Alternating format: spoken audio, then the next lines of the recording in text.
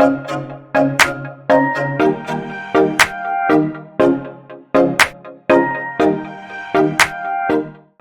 gyvi, tai randamės Dubysos projekte.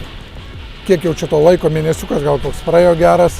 Tai dabar jau esame sumontavę 3 aukšto perdangą ir kilame į viršų.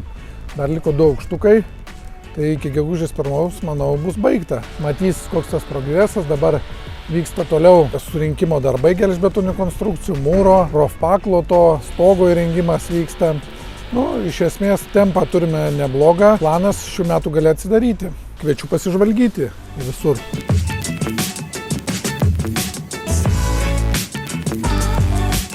Kokią erdvę galima pajausti. Čia bus coworkingo erdvė bus.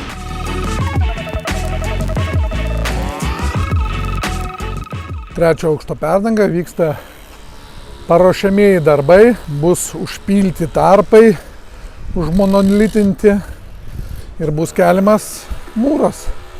Bus laiptinės betonuojamos, lifto šachta mūrijama, 2 lifto šachtos šiai dienai yra. Dar kol kas neaptverta, tai arčiau neeiname, turi būti aptverta, turi dėl darbų saugos. Ir galite pasigrožėti, kokie vaizdai, tai dar realiai bus dar viena perdanga, nes čia mes jau skaitomės kaip 4 aukšte, o būsime 5 aukšte. Jo, vieta tai labai puikiai, manau. Čia viena iš strateginių verslo vietų bus, dar yra kelios patalpos laisvos, tai kas turit noro įsikraustyti į gražias patalpas, lofto tipo ar naujas biuro patalpas, tai paskubėkite, liko nedaug.